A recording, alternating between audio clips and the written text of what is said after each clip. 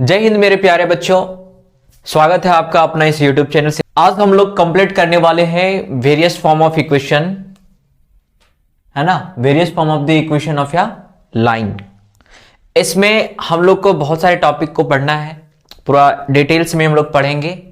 Time pass नहीं करना है, आपको अच्छे से पढ़ना है ताकि इन फ्यूचर अगर आप कोई कॉम्पिटिटिव एग्जाम में बैठे तो वहां पे आप अच्छे तरीके से क्वेश्चन को सॉल्व कर पाएंगे। ठीक है, कुछ पॉइंट्स हैं, कुछ कह सकते हो टॉपिक्स हैं। ये सारे टॉपिक्स का अलग अलग लेक्चर्स आने वाले हैं। पहले हम लोग थ्योरी कंप्लीट करेंगे, कॉन्सेप्ट क्लियर होंगे, कॉन्सेप्ट क्लियर करके उसके बाद हम सीधा क्वेश्चन प्रैक्टिस पे चलेंगे। ठीक है, तो पहला टॉपिक जो होगा हमारा वो इक्वेशन ऑफ द लाइन। वैसा लाइन जो हॉरिजॉन्टल लाइन का पैरेलल हो या फिर हॉरिजॉन्टल लाइन हो जो पैरेलल टू एक्स एक्सिस होगा।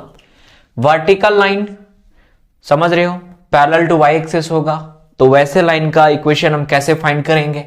वहीं पे पॉइंट स्लोप फॉर्म का बात करते हैं। थर्ड टॉपिक हमारा पॉइंट स्लोप फॉर्म होगा, मतलब वैसा लाइन जिसका स्लोप गिवन हो और किसी पॉइंट से वो पास करे। ठीक, तो वैसे लाइन का इक्वेशन हम कैसे फाइंड करेंगे। वहीं पे आगे हम देखेंगे टू पॉइंट्स फॉर्म, मतलब अगर कोई लाइन हमारा दो पॉइंट से पास करे तो उसका इक्वेशन हम कैसे फाइंड कर सकते हैं। वहीं पे हम अगले टॉपिक में चलेंगे जब तो स्लोप इंटरसेप्ट फॉर्म के बारे में पढ़ेंगे। कहने का मतलब यह हो गया कि स्लोप अगर गिवन हो कोई भी लाइन का और साथ ही साथ अगर इंटरसेप्ट भी गिवन हो, चाहे वो एक्स इंटरसेप्ट हो या वाई इंटरसेप्ट हो, तब हम इक्वेशन कैसे फाइंड करेंगे लाइन का। ठीक है, वहीं पे अगर हम बात करेंगे अगला टॉपिक तो हमारा इंटरसेप्ट फॉर्म होगा, मतलब यहां पे आपका एक्स इंटरसेप्ट दिया जाएगा, वाई इंटरसेप्ट दिया जाएगा और आपसे पूछा जाएगा कि उस लाइन का इक्वेशन क्या है। और लास्ट में हम लोग वैसा लाइन का इक्वेशन फाइंड करेंगे। कह सकते हैं कि लाइन ऑफ इक्वेशन फाइंड करना है, वो भी नॉर्मल फॉर्म में फाइंड करना है। ठीक है, सारी चीजों को डिटेल्स में हम लोग जानेंगे, कोई हड़बड़ी नहीं है, आराम से आपको पढ़ना है, कहीं जाना नहीं है आपको। इस चैनल में, इस चैनल के माध्यम से आपको पूरे डिटेल्स में क्लास 11th एंड 12th के मैथ्स का सारे पोर्शन को कराया जाएगा। ठीक है, तो अगर आप चैनल पे पहली बार विजिट करें तो चैनल को सब्सक्राइब करके रख लेंगे। इन फ्यूचर्स आपको बहुत फायदा मिलने वाला है, वो भी फ्री ऑफ कॉस्ट। सारे कंटेंट को मैं आपके पास पहुंचा रहा हूं। ठीक है, तो बिना कोई देर किए हुए हम लोग हॉरिजॉन्टल लाइन और वर्टिकल लाइंस के बारे में पहले समझ लेंगे। ठीक है, उसके बाद फिर हम देखेंगे कि उसका इक्वेशन कैसे बनाएंगे हम। ठीक, देख लेते हैं हम लोग कि अगर कोई लाइन हॉरिजॉन्टल हो या वर्टिकल हो तो उस लाइन का हम इक्वेशन कैसे फाइंड करते हैं। ठीक है, तो मेरे प्यारे भाई थोड़ा सा ध्यान देना है आपको। सबसे पहले हम एक्स वाई प्लेन बना लेते हैं। ये आपका एक्स एक्सिस है और ये आपका वाई एक्सिस है। मेरे प्यारे भाई ये चीज आप पहले भी पढ़ चुके हो, है ना, ये चीज के बारे में आप पहले से जानते हो। ठीक है, यहां आपका होगा ओरिजिन यानी कि 0, इधर में आप चलोगे तो पॉजिटिव नंबर आएगा। बात आप समझ रहे हो मेरा। ठीक है, इधर आप जाओगे तो नेगेटिव में आएगा। बात समझ में आ रही है आपको। ठीक है, इधर आप चलते हो अपवर्ड में तो प्लस में आएगा और नीचे जब जाते हो तो माइनस में आएगा। मेरे प्यारे भाई आपको यह जानना है कि अगर कोई लाइन हॉरिजॉन्टल है, कैसा लाइन है, हॉरिजॉन्टल लाइन है, तो उसका इक्वेशन हम कैसे बनाएंगे। और अगर कोई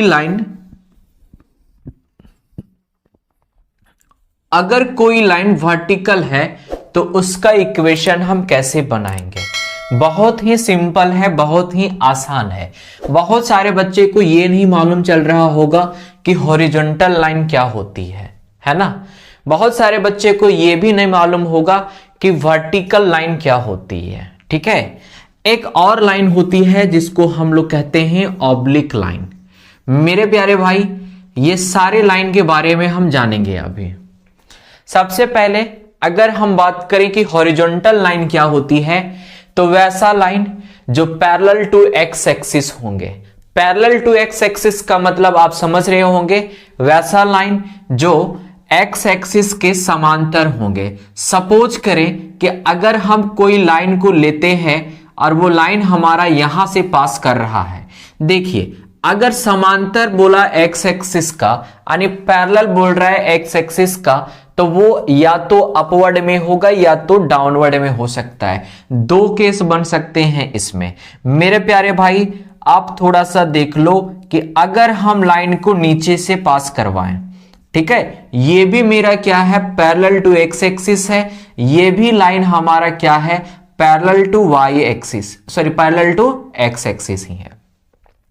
ठीक है, यानी कि यहां पे तो क्लियर हो गया कि वैसा लाइन पैरेलल टू जो एक्सिस होगा, वैसा लाइन जो एक्स एक्सिस के पैरेलल में होंगे वही आपका हॉरिजॉन्टल लाइन कहलाएंगे। सिंपल सी बात है।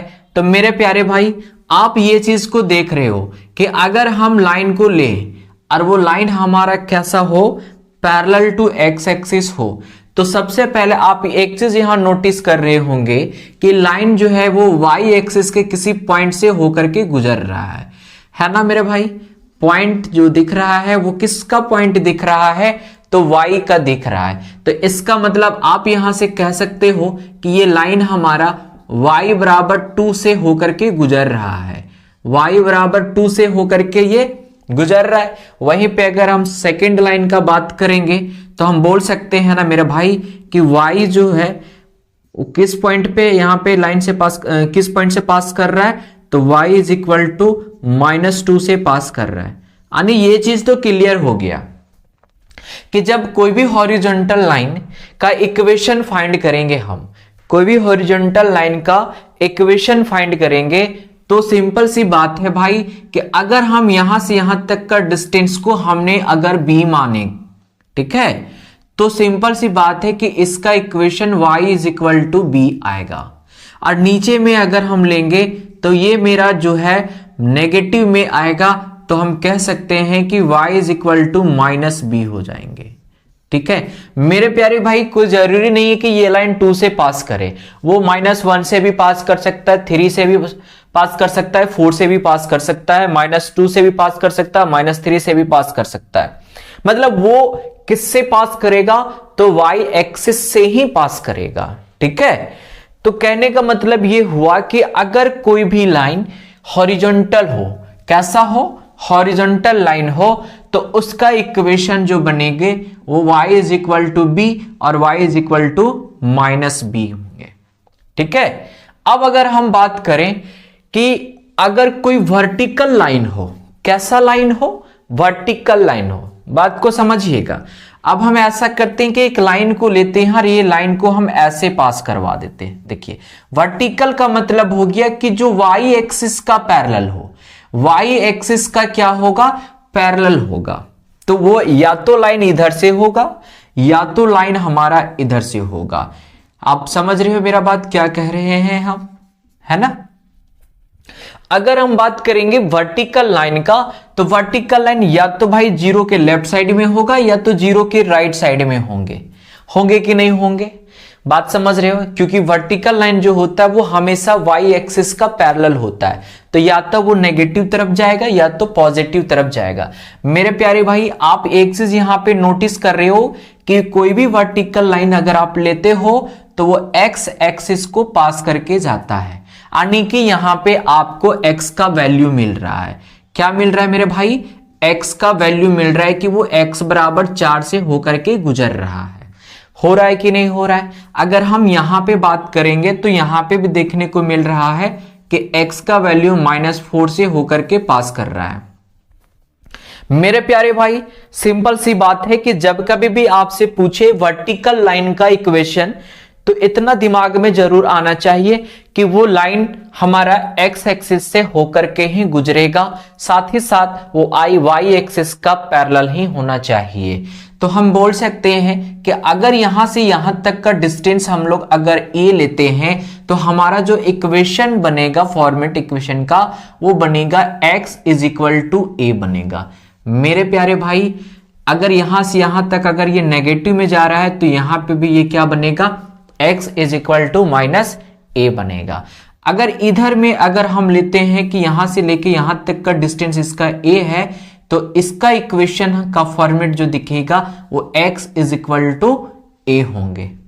तो सिंपल सी बात है भाई, इतना तो दिमाग में क्लिक कर लो, ठीक है। यहां पे हम कुछ नोट पॉइंट्स हम लिख देते हैं कि अगर हॉरिजॉन्टल लाइन का बात करें, किसका बात करें, हॉरिजॉन्टल लाइन का इक्वेशन का बात करें अगर, ठीक है, तो आपके पास हॉरिजॉन्टल लाइन का बात किया है, मतलब ये लाइन और ये लाइन, तो आपके पास दो इक्वेशन के फॉर्मेट दिखेंगे। वो एक दिखेंगे y बराबर b या फिर y बराबर माइनस b होंगे, ठीक है मेरे प्यारे भाई।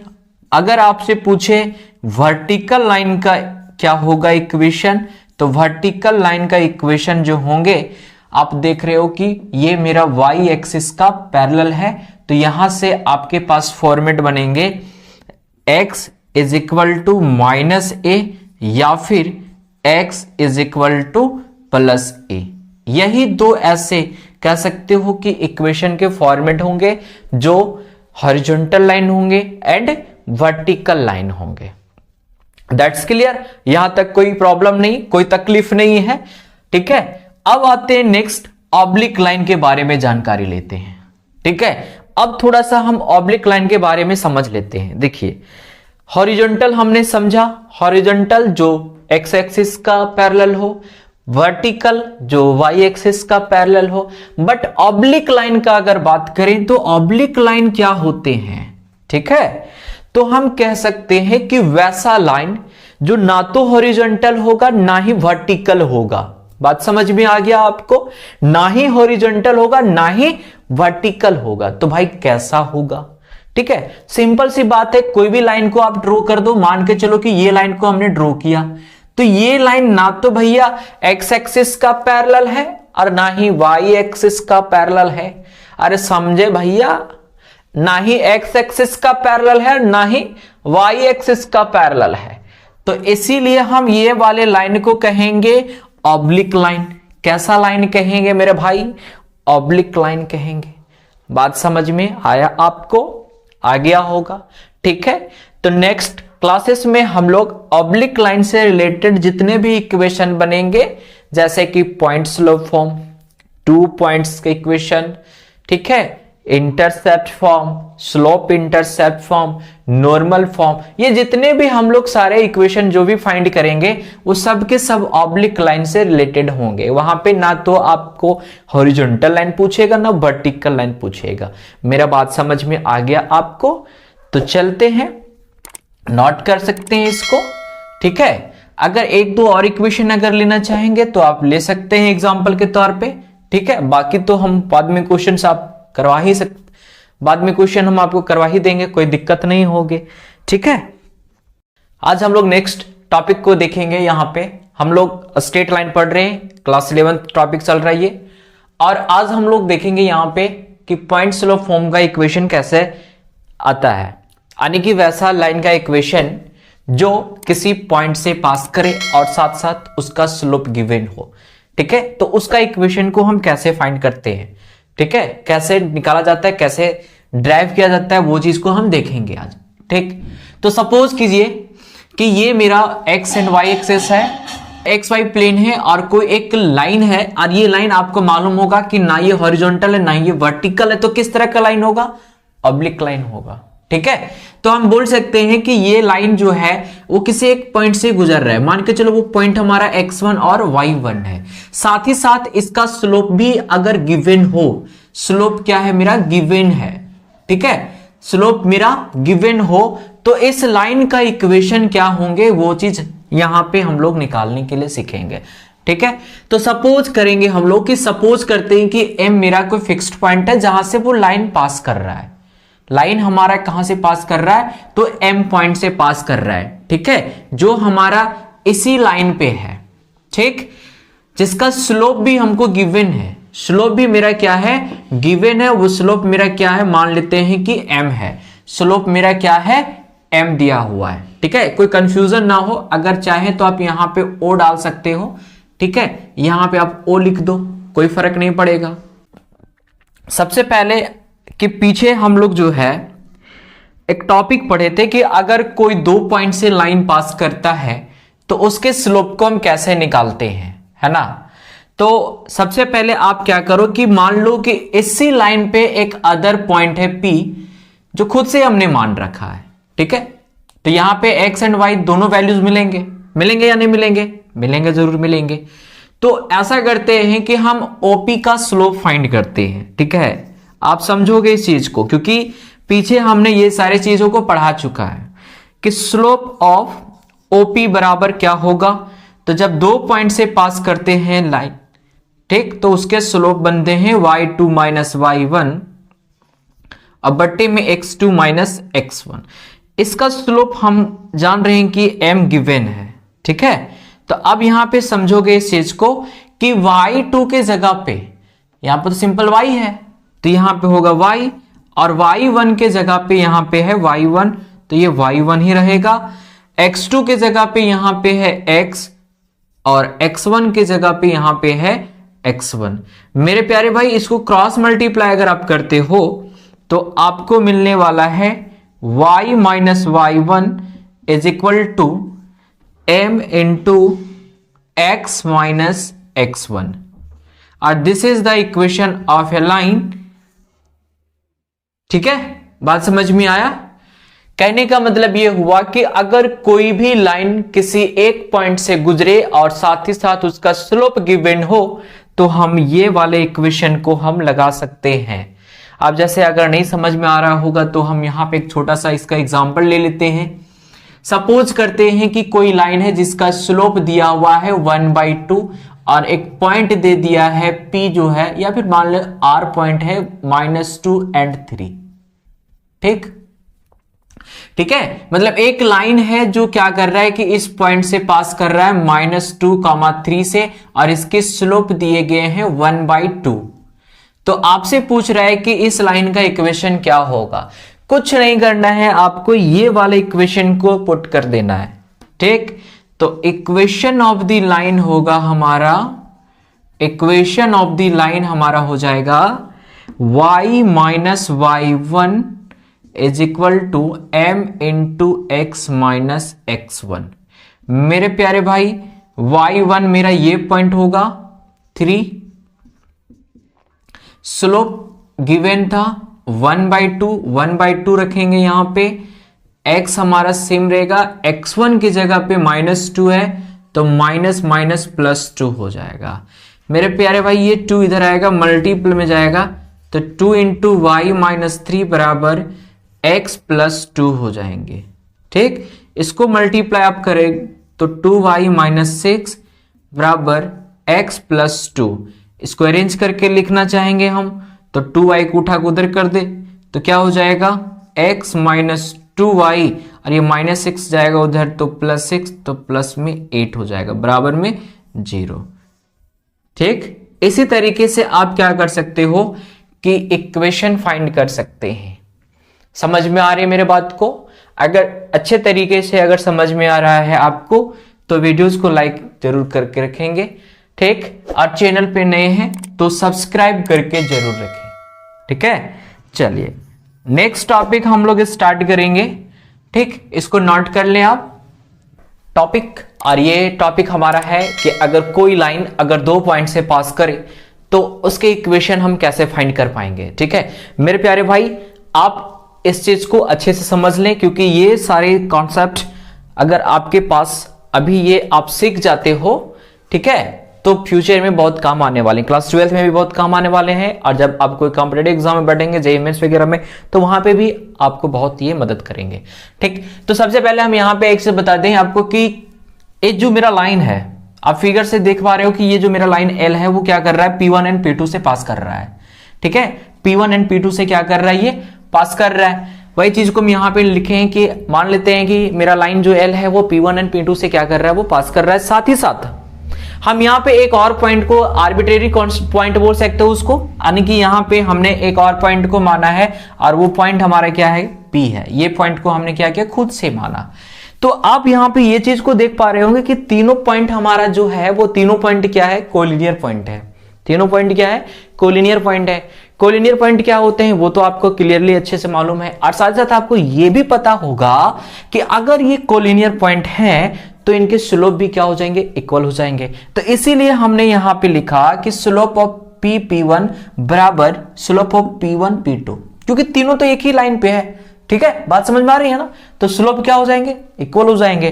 तो पहले हम स्लोप ऑफ पी P1 का बात करें अगर, तो स्लोप ऑफ पी P1 बराबर क्या हो जाएगा, देखिए तो स्लोप ऑफ पी P1 बराबर क्या करना था, स्लोप ऑफ P1 P2 करना था। मेरे प्यारे भाई पी P1 का बात अगर करें तो फॉर्मूला तो वही लगाएंगे कि 2 पॉइंट से अगर लाइन पास करे तो स्लोप कैसे निकालते हैं, तो y2 माइनस y1, तो यहां पे हो जाएगा y minus y1 upon x minus x1। ठीक है, बराबर में स्लोप ऑफ P1 P2, मतलब ये पॉइंट और ये पॉइंट के बीच का स्लोप फाइंड करना आपको। तो y2 minus y1, y2 minus y1 upon x2 minus x1 हो जाएगा। And this is the formula of the equation of line। ठीक है, जब 2 पॉइंट से पास करेंगे अगर, तो भाई फॉर्मूला ये लगाओगे। अब अगर आपको नहीं समझ में आ रहा तो हम एक छोटा सा एग्जांपल ले लेते हैं। सपोज कीजिए कि यहां पे एक पॉइंट है A 2 - 3 एंड B है मेरा 5 6, और कोई लाइन है जो A और B से होकर के गुजर रहा है। कोई लाइन है जो A एंड B से होकर के गुजर रहा है। ये मेरा 2 - 3 है और B मेरा 5 6 है। मेरे प्यारे भाई अगर आपसे पूछा जाए कि AB का इक्वेशन क्या होंगे, ठीक है, तो आप इसको x1 मान लो, इसको y1 मान लो, इसको x2 मान लो, इसको y2 मान लो। ठीक है, अब हम अगर इक्वेशन ऑफ AB का बात करेंगे, इक्वेशन ऑफ AB का बात करेंगे, फॉर्मूला मेरे प्यारे भाई फॉर्मूला यही लगाओगे। देखो y minus y1 upon x minus x1 is equal to y2 minus y1 बट्टे x2 माइनस x1। अब यहां पे सवाल आता है कि सर ये y और x की जगह पे क्या डालेंगे। मेरे प्यारे भाई इसको ऐसा ही छोड़ दो, बस y1 का वैल्यू यहां से -3 है तो +3 करो, x1 का वैल्यू यहां से 2 है तो 2 रख दो, y2 माइनस y1, देखो y2 के जगह पे 6 हो जाएगा, y1 के जगह -3 है तो +3 हो जाएगा, अपॉन x2 के जगह पे 5 है और x1 के जगह पे 2 है। तो मेरे प्यारे भाई यहां पे आपके पास जो इक्वेशन बनेंगे वो इक्वेशन हमारे पास अब ये बनेंगे y + 3 अपॉन x - 2 बराबर में 6 3 9, 9 अपॉन 5 में से 2 जाएगा तो 3 हो जाएगा। इसको आप क्रॉस मल्टीप्लाई कर सकते हो, तो 3 गुने y करोगे 3y आ जाएगा, प्लस में 3 3 9 हो जाएगा। 9 से मल्टीप्लाई इसको करोगे 9 गुने x 9x हो जाएगा, 9 दूनी 18 हो जाएगा। इसको अरेंज करके आप लिख सकते हो तो 3y माइनस 9x, इधर 18 प्लस में आ जाएगा, तो 18 और 9 अगर आप देखोगे तो 27 हो जाएगा, बराबर में 0, और ये हो जाएगा आपका इक्वेशन ऑफ द लाइन जो पास कर रहा है हमारा 2 पॉइंट से। क्लियर, यहां पे कोई दिक्कत नहीं है, आपको कोई तकलीफ नहीं है। कोई भी दिक्कत हो तो कमेंट्स करेंगे जरूर मेरे प्यारे भाई, इसको नोट कर लेंगे। आगे हम लोग पढ़ेंगे इसके बाद का स्लोप इंटरसेप्ट फॉर्म। लेक्चर्स आपने देख लिया होगा, तो पीछे हमने स्ट्रेट लाइन का ही टॉपिक किया हुआ था कि जब कोई स्ट्रेट लाइन 2 पॉइंट से पास करते हैं तो उसके इक्वेशन कैसे फाइंड करते हैं। आज हम लोग करने वाले हैं स्लोप इंटरसेप्ट फॉर्म। जी, यहां पे एक नया वर्ड दिख रहा होगा आपको, इंटरसेप्ट। क्या दिख रहा होगा, इंटरसेप्ट दिख रहा होगा। मेरे दोस्त इंटरसेप्ट का मतलब क्या होता है वो चीज को पहले हम समझेंगे। जब कोई भी लाइन या तो एक्स एक्सिस को कट करे या तो वाई एक्सिस को कट करे, जहां पे वो कट करता है या वो एक्स एक्सिस को कट करे या वाई एक्सिस को कट करे, वो इंटरसेप्ट कहलाता है। तो मेरे दोस्त सबसे पहले यहां पे 2 केस बनते हैं। पहला केस में बनता है कि अगर कोई लाइन जिसका स्लोप m गिवन हो, अगर कोई लाइन जिसका स्लोप m गिवन हो और वो अगर y एक्सिस को कट करे, किसको कट करे, y एक्सिस को कट करता हो। सपोज करते हैं कि वो डिस्टेंस मेरा c है, y एक्सिस को जो कट कर रहा है, जहां कट कर रहा है उसका डिस्टेंस सपोज कर लेते हैं कि c है। ठीक है, तो ये मेरा लाइन अगर l है जिसका स्लोप m दिया हुआ है और ओरिजिन से लेकर के उस पॉइंट तक का डिस्टेंस अगर हमें c दिया हुआ है तो इस लाइन का हमारा इक्वेशन क्या होगा वो चीज को निकालना है। ठीक है, तो मेरे प्यारे बच्चों ये जो c दे रखा है ये आपका y इंटरसेप्ट दिया हुआ है। ये क्या दिया हुआ है भाई? y इंटरसेप्ट दिया हुआ है। ये केस नंबर 1 था। ठीक है, केस नंबर 2 में ऐसा भी हो सकता है कि वो मेरा लाइन जो है वो x इंटरसेप्ट में दे रखा हो, यानी कि वो लाइन हमारा x एक्सिस को कट कर रहा है ना।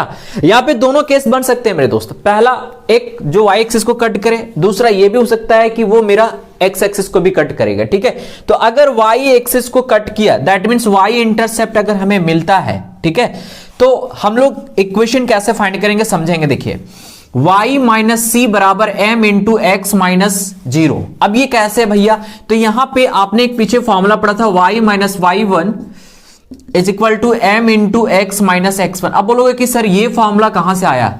तो मेरे प्यारे भाई आप सिंपली ये जानो कि जब आप कोई भी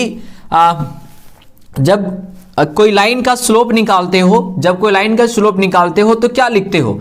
y2 माइनस y1 बटे x2 माइनस x1, यही लिखते हो ना मेरे भाई। उसी फॉर्मूले के बेस पे जो है ना ये हमारा इक्वेशन तैयार होता है। यानी कहने का सेंस ये है कि जब आपके पास y इंटरसेप्ट गिवन हो और साथ ही साथ उसका स्लोप दिया हो। किसका स्लोप? उस लाइन का स्लोप, जिस लाइन का हमें क्या निकालना हो? इक्वेशन निकालना हो, तो हमारे पास ये जनरल इक्वेशन आ जाएंगे y is equal to M X plus C. ठीक है, ये केस 1 था। और ये केस 1 में हमने क्या देखा कि y इंटरसेप्ट गिवन था, स्लोप गिवन था। वहीं पे अगर हम केस 2 का बात करेंगे, जी हां, केस 2 का अगर हम बात करेंगे तो केस 2 में कहता है कि वैसा लाइन का इक्वेशन फाइंड करना है आपको जिसका स्लोप गिवन हो। ठीक है, और साथ ही साथ x इंटरसेप्ट दिया हुआ। x इंटरसेप्ट का मतलब हो गया कि ओरिजिन से लेकर के और वहां तक का डिस्टेंस जहां पे लाइन क्या कर रहा है? x को कट कर रहा है। यानी ये वाले पोर्शन को हम क्या कह सकते हैं? x इंटरसेप्ट कह सकते हैं। तो सपोज करते हैं कि यहां से यहां तक अगर इसका डिस्टेंस d है तो इसका कोऑर्डिनेट तो हमारा d एंड 0 हो जाएगा। ठीक है, उसी फॉर्मूले पे लेके चल रहे मेरे भाई, y माइनस y1 बराबर m into x minus x1। इसको आप x1 मान लो, इसको y1 मान लो, क्योंकि पॉइंट है ना हमारा, पॉइंट से। तो यहां पे y1 की जगह पे 0 रखेंगे, यहां पे x1 की जगह पे d रखेंगे। तो हमारे पास फाइनल जो इक्वेशन तैयार होकर क्या आया वो क्या हुआ कि y is equal to m into x minus d. बहुत सारे बच्चे कंफ्यूज हो जाते हैं यहां पे कि एम एक्स माइनस डी बोल देते हैं। नहीं, ये x माइनस डी जो है ना वो ब्रैकेट के अंदर रहेंगे मेरे भाई। ठीक है, तो यहां पे दो इक्वेशन मिले। देखिए भाई सिंपल सी बात है कि आपको जितना भी बताया जा रहा है, पीछे जितना भी लेक्चर्स आपने देखा होगा और नहीं देखे हैं तो पीछे वाले वीडियो सारे देख लीजिए। ठीक है, हर एक टॉपिक वाइज हम यहाँ पे क्लियर करते जा रहे हैं कि अगर कोई लाइन हमारा एक पॉइंट से पास करे और स्लोप दिया तो उसका इक्वेशन क्या होगा। अगर पॉइंट हमारा अगर मेरा लाइन 2 पॉइंट से पास कर रहा है तो उसका इक्वेशन क्या होगा। अभी हम लोग कर रहे हैं कि अगर y इंटरसेप्ट दिया हो या x इंटरसेप्ट दिया हो तो उसका इक्वेशन क्या होगा। ठीक है, फिर आगे हम लोग नेक्स्ट करेंगे यहां पे कि अगर केवल इंटरसेप्ट दे रखा हो, मतलब x इंटरसेप्ट दे दिया हो और y इंटरसेप्ट दिया हो तो क्या करेंगे हम लोग। ठीक है, जैसे कि हम यहां पे ले सकते हैं हम लोग। देखिए हाँ, तो मेरे भाई अगर बात करें हम इंटरसेप्ट फॉर्म, मतलब यहां पे आपको क्या दिया जा रहा है कि वो लाइन हमारा है जो केवल x intercept and y intercept, यानी कि दोनों दे दिया, x इंटरसेप्ट भी दे दिया, y इंटरसेप्ट भी दे दिया आपको। ठीक है, बट स्लोप नहीं दिया। स्लोप क्या है भाई? स्लोप हमको मालूम नहीं है, बट आपसे ये पूछ दिया कि बताइए कि ये लाइन का इक्वेशन क्या होगा, ये लाइन हमारा इक्वेशन क्या बनाएगा वो आपको बताना है। तो सिंपल सी बात है मेरे भाई, समझोगे इस चीज को। ठीक है, बात हम कर रहे हैं यहाँ पे इंटरसेप्ट फॉर्म। इसके पहले हमने पढ़ा था स्लोप इंटरसेप्ट फॉर्म, बट यहाँ पे स्लोप मेरे पास नहीं दिया गया है, बस केवल क्या दिया गया है? इंटरसेप्ट्स दिए गए हैं। क्या दिया गया है? इंटरसेप्ट्स दिए गए हैं, यानी कि x इंटरसेप्ट दिया गया है और y इंटरसेप्ट दिया हुआ है। मेरे भाई x इंटरसेप्ट दिया हुआ है और क्या दिया है? y इंटरसेप्ट दिया है। ठीक है, समझोगे इस चीज को। सपोज करते हैं कि ये लाइन मेरा यहां पे a पॉइंट पे कट कर रहा है तो इसका कोऑर्डिनेट क्या हो जाएगा? a, 0। अगर यहीं पे अगर हम यहीं पे अगर हम देखें तो थोड़ा सा, तो यहां पे b पे कट रहा है तो इसका कोऑर्डिनेट हमारा 0, क्या हो जाएगा? b हो जाएगा। और आप पीछे वाले लेक्चर्स में ये देखे होंगे, ये पढ़े होंगे कि जब लाइन हमारा 2 पॉइंट से पास करता है, जब लाइन हमारा 2 पॉइंट से पास करता है तो उस लाइन का इक्वेशन हम कैसे फाइंड करते हैं। तो मेरे प्यारे भाई अगर आपको ना पता हो तो हम बता दें आपको कि वो लाइन का इक्वेशन हम ये फाइंड करते हैं y माइनस y1 बटे x माइनस x1 बराबर y2 माइनस y1 बटे x2 माइनस x1, ये हमने पीछे बता दिया था। इसी फॉर्मेट पे हम क्या कर रहे हैं कि ये वाले लाइन का इक्वेशन फाइंड कर रहे हैं। समझोगे यहां पे मेरे प्यारे भाई, y माइनस y1 देख लीजिए, इसको आप x1 y1 मान लो, इसको x2 y2 मान लो, तो y माइनस y1 के जगह पे 0 हो जाएगा, बटे में x माइनस x1 के जगह पे a है, तो यहां पे हमने a लिया हुआ, ठीक है। फिर आगे हम चलेंगे तो y2 माइनस y1, तो y2 b है, y1 0 है, तो b माइनस 0 हो जाएगा मेरे भाई, बटे में x2 माइनस x1, देखो 0 माइनस क्या हो जाएगा, a हो जाएगा, तो 0 माइनस क्या हो गया यहां पे, a हो गया। अब इसको क्रॉस मल्टीप्लाई आप कर दो, क्रॉस मल्टीप्लाई करोगे, ये इसके साथ मल्टीप्लाई होगा, ये इसके साथ मल्टीप्लाई हो गया। मेरे प्यारे भाई यहां पे आप देख पा रहे होगे, y माइनस 0 करोगे तो y आएगा, बट 0 माइनस a करोगे तो माइनस a आएगा, और ये जब दोनों मल्टीप्लाई होगा तो माइनस a y दे देगा। यहां तक तो आपको क्लियर हो गया। b माइनस 0 करोगे b देगा, बट x माइनस a करोगे तो कुछ नहीं होने वाला भाई, ये इससे मल्टीप्लाई होगा, b माइनस एक्स करोगे bx होगा, b माइनस a करोगे माइनस a भी हो जाएगा, ठीक है। यहां पे हम छोटा सा काम कर रहे हैं, bx को उठा करके इधर कर रहे हैं, माइनस में आ जाएगा, ठीक है, इधर बच जाएगा मेरे पास माइनस ab। अब हम क्या कर रहे हैं, बोथ साइड माइनस ab से डिवाइड कर रहे हैं, इधर भी डिवाइड कर रहे हैं, इधर भी डिवाइड कर रहे हैं, इधर तो कैंसिल होकर के कितना आ जाएगा मेरे भाई, 1 हो जाएगा। यहां से माइनस को कॉमन ले लेंगे हम, माइनस जैसे कॉमन लेंगे ये बीच वाले टर्म को प्लस कर देगा, ठीक है, माइनस माइनस हमारा कैंसिल हो जाएगा। अब रही बात यहां पे कि दोनों के साथ ये डिवाइड जाएगा, ठीक है मेरे भाई, दोनों के साथ ये डिवाइड जाएगा, a से ये कट जाएगा, बचेगा y बटे b, और यहां पे b से b कट जाएगा, यहां हो जाएगा x बटे a। इसी को हम अरेंज करके यहां पे लिखे हैं x बटे a प्लस y बटे b बराबर 1। ये हमारा क्या हो जाएगा भाई, ये हमारा क्या हो गया, इक्वेशन ऑफ द लाइन हो गया, जब आपके पास केवल इंटरसेप्ट गिवन हो। जी हां मेरे भाई, अगर केवल इंटरसेप्ट गिवन हो, x intercept and y intercept given हो, तो आप डायरेक्ट आप ये वाले फॉर्मूले को लगा सकते हो। किस लिए, जब लाइन का इक्वेशन फाइंड करना हो तब। बात समझ में आ गया, तो नोट करेंगे इसको, फटाफट आगे चलते हैं हम लोग। हाँ तो मेरे भाई अब हम लोग ये चीज को जानेंगे कि अगर आपसे ये पूछे कि कोई भी लाइन का इक्वेशन नॉर्मल फॉर्म में कैसे फाइंड करते हैं। जी, जहां पे नॉर्मल फॉर्म आ गया, समझ जाना है कि आपको किस में फाइंड करना होगा, ठीक है, बात को समझिएगा पहले। अगर आपसे पूछे कि find the equation of a line in normal form, किस फॉर्म में भाई, नॉर्मल फॉर्म में अगर लाइन का इक्वेशन पूछे तो देखिए कैसे हम लोग फाइंड करेंगे, ठीक है। इसका इक्वेशन क्या लेंगे हम लोग, वो इक्वेशन को हम ड्राइव किए हुए हैं, थोड़ा सा समझने का प्रयास कीजिए, ठीक है। सपोज कीजिए कि मेरे पास एक लाइन है L, ठीक, जिसका डिस्टेंस, वो भी परपेंडिकुलर डिस्टेंस, कहां से भाई, ओरिजिन से। कहां से, याद रखोगे, ओरिजिन से अगर परपेंडिकुलर डिस्टेंस आपको मालूम है, ठीक है, और ये भी मालूम है कि वो पॉइंट हमारा क्या होने वाला है, तो आप बहुत इजी वे में निकाल सकते हो उस लाइन का इक्वेशन, ठीक। सपोज करते हैं, देखिए हमने मान लिया कि O से लेकर के A तक का डिस्टेंस P है, और ये जो है हमारा डिस्टेंस वो परपेंडिकुलर डिस्टेंस है। नॉर्मल का मतलब ही होता है परपेंडिकुलर डालना, ये चीज आप अच्छे से समझोगे, ठीक है। तो अगर हम O से लेकर के A तक का डिस्टेंस अगर P मान लिया, ठीक, तो A वाले का कोऑर्डिनेट आप ऐसे भी निकाल सकते हो, क्योंकि यहां पे एंगल बना रहा है, ठीक है। आप ट्रिग्नोमेट्री में पढ़े हो, ये चीज आप ट्रिग्नोमेट्री में पढ़े हो, और अगर नहीं पढ़े हो तो लेक्चर पीछे जाकर के देख लोगे, ठीक है।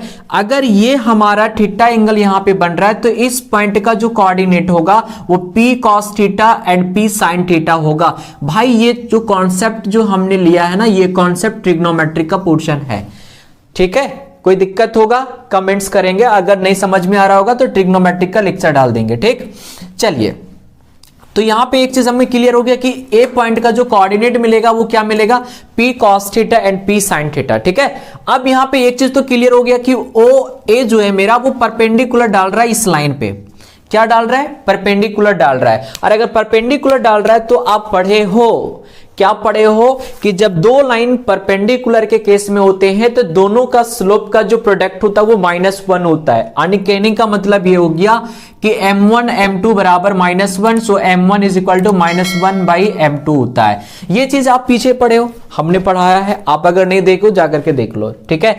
तो हम यहां पे कह सकते हैं कि slope of the line L जो होगा वो -1 बटे स्लोप ऑफ OA हो जाएगा।